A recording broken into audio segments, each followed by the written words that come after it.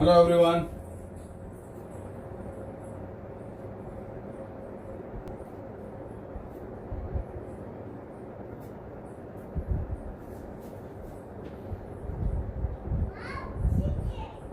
हम इस चैप्टर की बात कर रहे हैं। पहले मैं आपको इस चैप्टर की इंपॉर्टेंस बता देता हूं। देखो, रेडियो एक्टिविटी एक ऐसा चीज है, एक ऐसा टॉपिक है जो बहुत पहले आता था बुक्स में, सिलेबस में, फिर बीच में हट गया था, फिर आया, फिर हट गया था।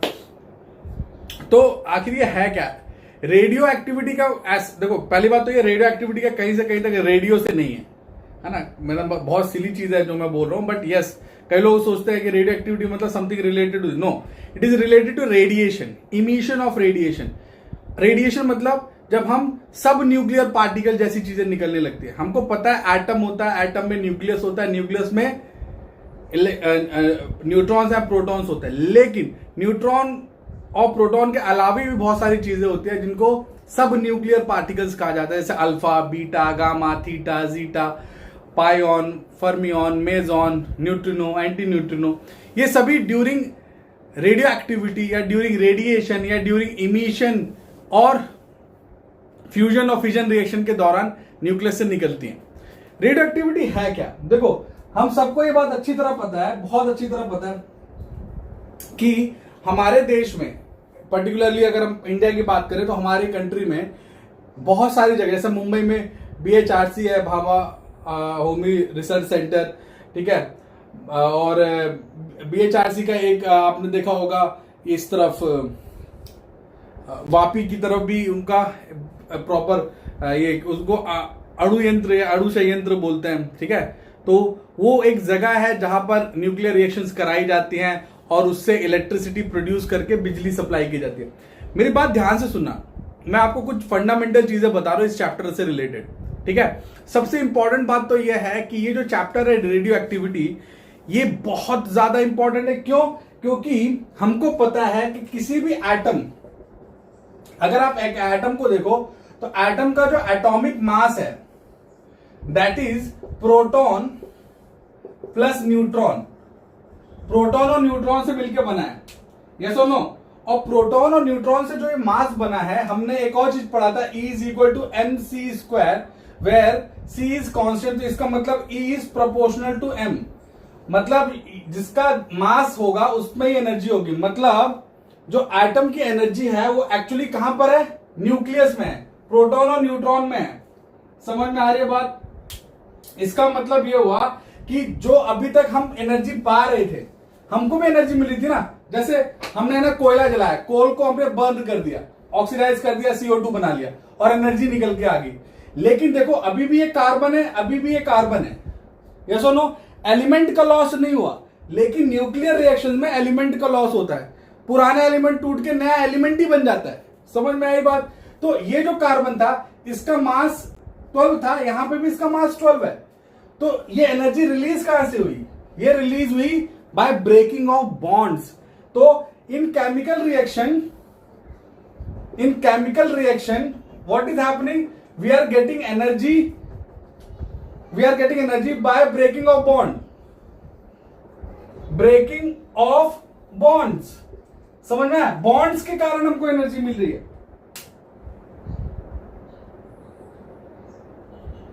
This is after chemical kinetics. मेरे ख्याल से तुम्हारी बुक का 6th चैप्टर होना चाहिए, 6th चैप्टर हो जाए। आफ्टर केमिकल काइनेटिक्स यही आता है, कसक, ठीक है।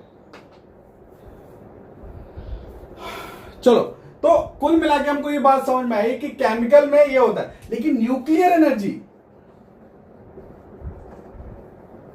is by breaking of nucleus and because nucleus contain lot of mass, almost पूरा ही मास इसमें है, तो इसीलिए न्यूक्लियस जब ब्रेक होता है तो मैसिव एनर्जी निकलती है, मैसिव एनर्जी। समझ में? और वो एनर्जी अगर हम कंस्ट्रक्टिव वर्क के लिए यूज करें तो बहुत अच्छी बात है, और अगर वो अनकंट्रोल्ड हो जाए तो वो डिस्ट्रक्टिव होती है, जैसे कि हमने हिरोशिमा, नागासाकी या और बहुत सारी जगहों पे देखा है हमने। समझ में आया कि नहीं? क्लियर है सबको? तो ये जो रेडियो एक्टिविटी है, so that could be 7th chapter, और it is included in that. कसक ये उसी में इंक्लूडेड है बेटा। केमिकल काइनेटिक्स का ही लास्ट टॉपिक में रेडियो एक्टिविटी मिलता है, लास्ट में। क्यों? क्योंकि first order reactions are nuclear reactions, समझ में आया? Nuclear reactions are first order reactions, so don't worry, it is there in your syllabus, समझ में आया? तो हमको क्या समझ में आया? हमको ये समझ में आया कि न्यूक्लियस के अंदर जो न्यूक्लियॉन्स हैं, न्यूक्लियॉन्स मतलब प्रोटॉन प्लस न्यूट्रॉन, इनको डिस्ट्रॉय करके हम एनर्जी बनाएंगे और इस एनर्जी को हम बोलेंगे न्यूक्लियर एनर्जी। इसको बोलेंगे nuclear energy, which is obviously very huge, very big, very high. समझ में आई बात? अब यहां पे क्वेश्चन आता है कि आखिर ये न्यूक्लियर एनर्जी यूजफुल या हार्मफुल कैसे होती है? बच्चों, मैं आपको एक एग्जांपल बताता हूं। मैंने आपको थोड़ी देर पहले प्रॉमिस किया कि पहले मैं आपको इस चैप्टर की इंपॉर्टेंस बताऊंगा। ये आपको चैप्टर एक बार थोड़ा दिमाग में क्लिक होगा, फिर आपको समझ में आएगा कितना इजी है या कितना टफ है। हालांकि मैं आपको एक बात बता दूं, इस चैप्टर में जो चीज इजी है वही एग्जाम में आती है, समझ में आया? मतलब आपको जो पढ़ाया जाता है या जो आपको आता है, समवेयर क्लोज टू दैट आपके एग्जाम में क्वेश्चन आएंगे। कॉम्पिटिशन एग्जाम में यस थोड़ा सा हैवी हो जाएगा, लेकिन इतना भी अब नहीं होगा, क्योंकि अभी बहुत सारी चीजें नॉर्मलाइज कर दी गई हैं। मैं आपको बताता हूं क्यों। पहले होता था कॉम्पिटिशन एग्जाम में कि वो क्या करते थे, एक सर्टेन एलिमेंट लेते थे, उससे बोलते थे कि इतने अल्फा इतने बीटा पार्टिकल निकाल दो, तो बताओ नया एलिमेंट क्या बनेगा। और उसके लिए बच्चों को बहुत सारे एलिमेंट्स के बारे में जानना जरूरी होता था। आजकल वो एक्स और वाई जेड करके टर्म्स में पूछ लेते, एलिमेंट के बारे में नहीं पूछते, बस ये पूछ लेते हैं कि उसका मास वगैरह बताओ। तो don't worry, I will be letting you know how easily you can calculate that. Don't worry, एकदम मतलब मजा आ जाएगा तुमको। पहले ध्यान से सुनो इस चैप्टर के बारे में। अब सबसे इंपॉर्टेंट क्वेश्चन क्या है उसको समझो। पहला इंपॉर्टेंट क्वेश्चन यह है कि आखिर ये न्यूक्लियस अनस्टेबल क्यों हुआ या ये स्टेबल क्यों नहीं था। आपको एक एग्जांपल बताता हूं। आप सबने आइसोटोप्स के बारे में सुना है?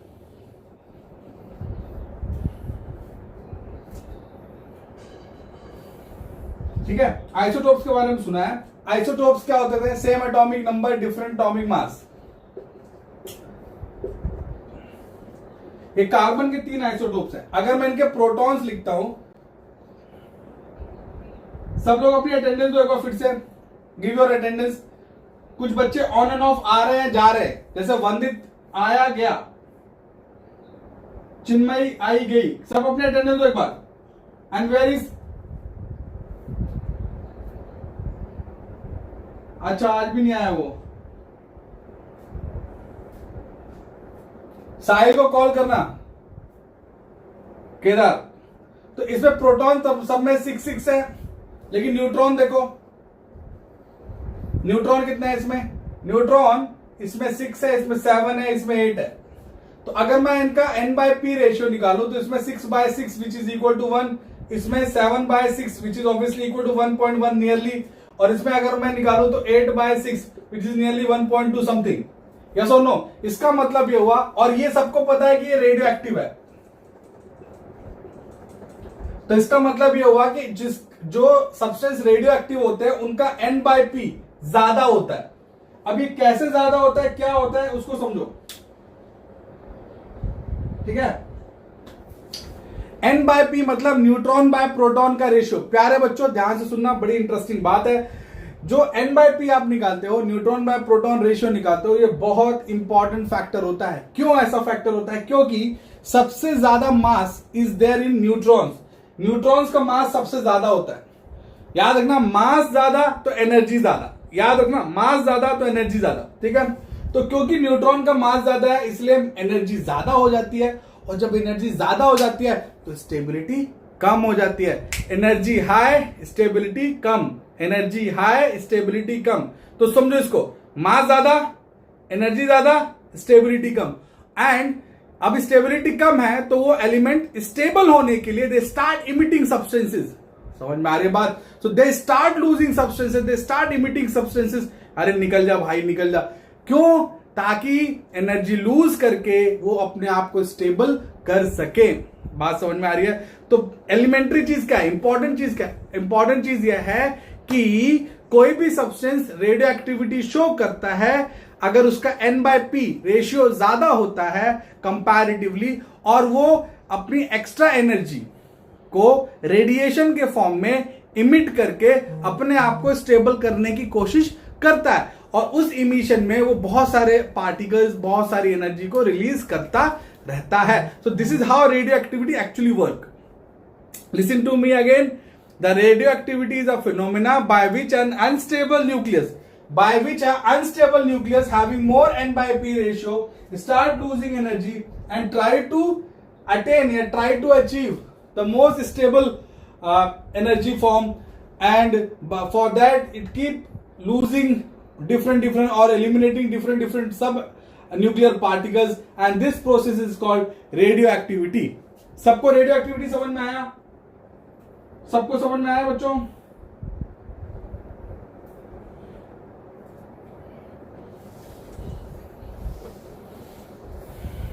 सबको समझ में आया रेडियो एक्टिविटी क्या होता है?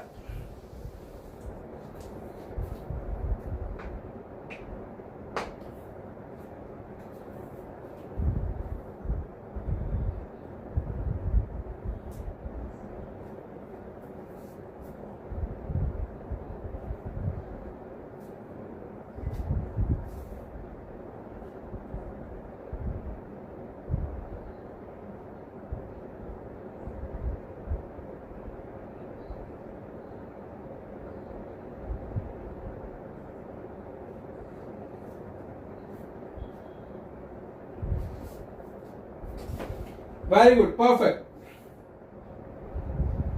Perfect guys. अब एक शब्द आता है, देखो मैंने तो आपको वो चीज बता दी जो एक्चुअली इस चैप्टर में आपको एग्जैक्टली एक लाइन में दिखी हुई नहीं मिलेगी या लिखी हुई नहीं मिलेगी, बट मैं आपको बताता हूं पहले के समय में क्या होता था.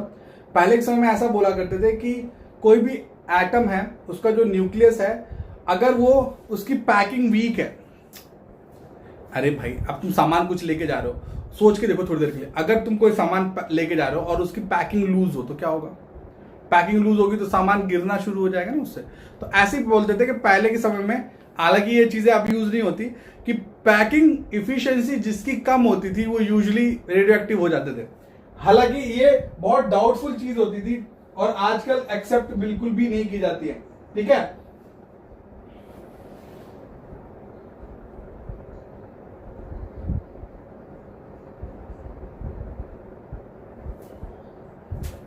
चलो मैं बता देता हूं packing fraction.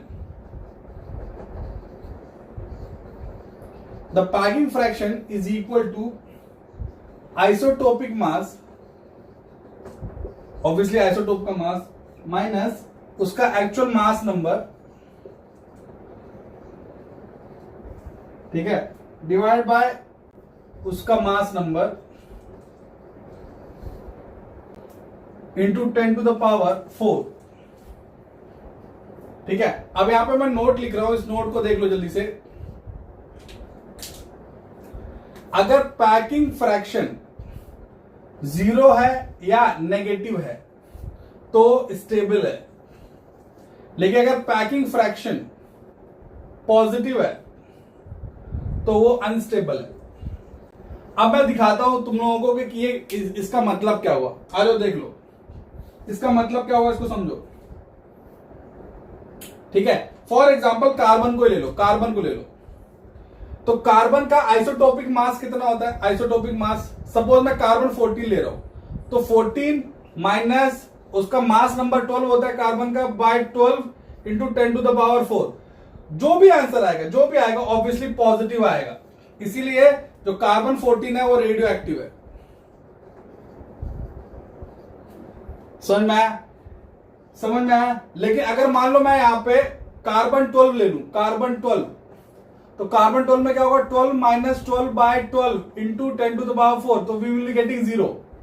So we will be getting 0, so it will be a stable nuclear. समझ में आ रही है बात? समझ में आ रही है? हालांकि ये पूरी तरह क्यों सही नहीं है, आ जाओ बताता हूं. मान लो मैंने कार्बन 13 ले लिया, तो अगर मैंने कार्बन 13 लिया तो क्या लिखूंगा? 13 माइनस 12 बाय 12, तो again I am getting positive, but carbon 13 is not radio active, it's not radio active.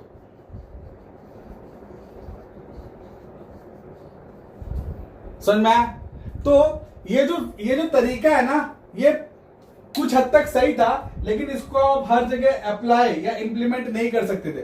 देखो, अगर मैंने कार्बन 14 में किया था तो काम कर रहा था, कार्बन 12 में यूज किया तो काम कर रहा था, लेकिन कार्बन 13 में ये इसको बता रहा है, कार्बन 13 में देखोगे तो पॉजिटिव आएगा, मतलब ये रेडियो एक्टिव होना चाहिए carbon 13, but carbon 13 radio active नहीं होता। तो वो क्यों नहीं होता, वो इससे पता नहीं चलता। तो इसलिए पैकिंग फ्रैक्शन ओल्ड स्कूल चीज है, अब यूज नहीं होती। ओल्ड स्कूल बोल रहा है नॉट करेक्ट, आउटडेटेड चीज है। समझ में आई बात?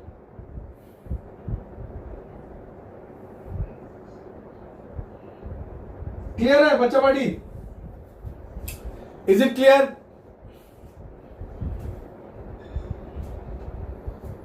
Is it clear to all of you people?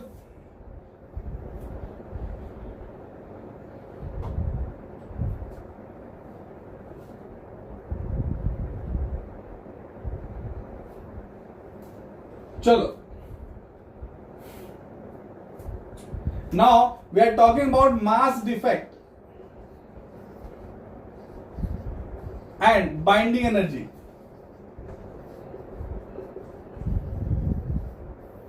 Mass defect and binding energy.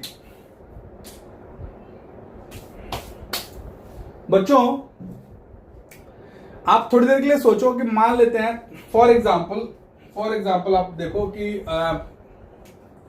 मान लो मैंने ले लिया यहां पे कोई भी एक एलिमेंट ले लो, सोडियम ले लो, चलो सोडियम ले लो, ठीक है। तो सोडियम में प्रोटॉन कितना होता है? प्रोटॉन होता है 11, न्यूट्रॉन कितना होता है 12, ठीक है। एक प्रोटॉन का मास 1.007 और एक न्यूट्रॉन का मास 1.008, ये एएमयू के टर्म्स में लिख रहा हूं। तो एक्चुअल मास कितना आना चाहिए? एक्चुअल मास कितना आना चाहिए थ्योरेटिकली, या ऐसा थ्योरेटिकल मास कितना आना चाहिए? थ्योरेटिकल का मतलब प्रोटॉन और इसको मास को जोड़ दो तो क्या होगा? 1.007 इंटू 11 प्लस 1.008 इंटू 12। यस, तो ये कितना आएगा? ये समथिंग मान लो 11.077 प्लस ये 12.096, और जब मैं इनको जोड़ूंगा तो you will be getting 23.1 something, 15 something. ये हो गया theoretical mass. But actual mass कितना है? एक्चुअल मास जो हमें देखने को मिलता है दैट इज 23। तो अब ये 23.15 है, ये 23 है, तो डिफरेंस कितना है? मास का डिफेक्ट कितना है? Mass defect is 0.15। तो भैया ये 0.15 कहां गया? बात समझ में आ रही है? ये 0.15 का मैंने तो आपको एक बहुत ही रफ एग्जांपल दिया है, हालांकि ये एकदम ही वैल्यू सही नहीं है, बट मैंने आपको समझाने के लिए एक डेटा उठाया है। तो अब आप ये बताओ, ये 0.15 एनर्जी कहां गई? ये मास कहां गया? प्रोटॉन का मास 1.07 है, न्यूट्रॉन का मास 1.008 है। हमने कैलकुलेट किया तो 23.15, मतलब कुछ फ्रैक्शनल वैल्यूज आ रही थी। किसके लिए? सोडियम के लिए। तो ये 0.15 के आसपास की वैल्यू किधर गई?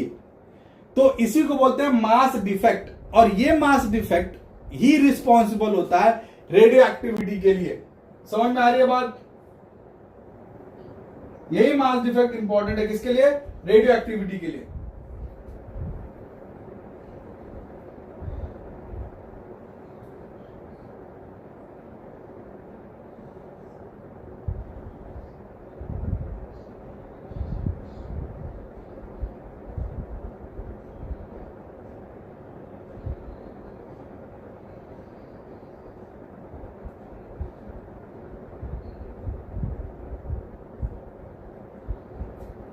चलो ना, एक बड़ी थॉटफुल चीज बोल रहा हूं। हमने यहां पे लिखा है मास डिफेक्ट, मैंने आपको बता दिया।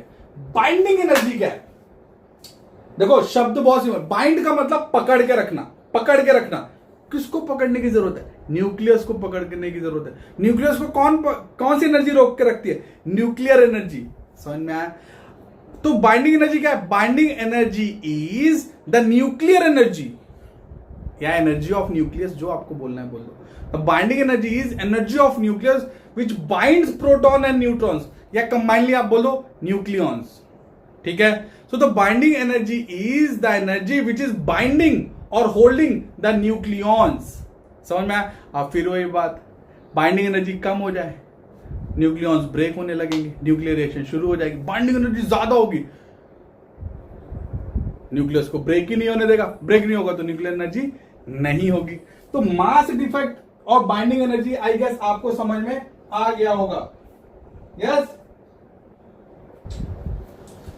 एक चीज और है, ये थ्योरेटिकल चीज है, मैंने शायद पहले भी बताया, फिर बता रहा हूं बच्चों। न्यूक्लियस के अंदर, in nucleus there is protons and neutrons. in nucleus there is proton and neutrons, and still protons, all protons have positive charge, और हमको पता है कि पॉजिटिव चार्ज है, सिमिलर चार्ज है, तो एक दूसरे को रिपेल करेंगे, मतलब बाइंडिंग एनर्जी को अपोज करने की कोशिश करेंगे। रिपल्शन जब होता है तो लोग दूर जाते हैं, तो एक प्रोटॉन दूसरे प्रोटॉन को धक्का मारेगा, हमको रहने नहीं तुम्हारे साथ, हाँ है ना? तो जब एक प्रोटॉन दूसरे प्रोटॉन को धक्का मारेगा तो जो बाइंडिंग एनर्जी है वो कम होने लगेगी, वीक होने लगेगी, याद रखना। तो ये जो चीज होती है इसको एक्सप्लेन किया था फर्मी ने, इसको फर्मी लॉ कहते हैं। ठीक है? हो सकता है आपको इस फर्मी लॉ के बारे में ज्यादा ना जानने को मिले। तो फर्मी ने कहा था कि अगर कहीं पर 10⁻⁻15 मीटर, ये एक्चुअली 1 FM 1 फर्मी की यूनिट है, तो अगर 1 फर्मी या उससे भी कम कहीं पर डिस्टेंस होती है, तो 1 फर्मी डिस्टेंस कहां होती है? ऑब्वियसली न्यूक्लियस में। So if the distance between two charged particles is less than 1 Fermi, then there will be no Coulombic force. Then there will be no Coulombic forces applicable. मतलब ये कि जब आप nucleus में जाओगे तो न्यूक्लियस में दो चार्ज एक दूसरे को ना धक्का मारेंगे ना अट्रैक्ट करेंगे। क्यों नहीं करेंगे? क्योंकि उनके बीच कोई भी कोलॉम्बिक अट्रैक्शन या रिपल्शन वाला फोर्स काम नहीं करता है, और उसी को अपन फर्मी लॉ कहते हैं, जिसके कारण बाइंडिंग एनर्जी को प्रोटॉन का रिपल्शन से कुछ लेना देना ही नहीं है, और बाइंडिंग एनर्जी न्यूक्लियॉन्स को रोक के रखती है। समझ में आई बात? समझ में आया बच्चा पार्टी?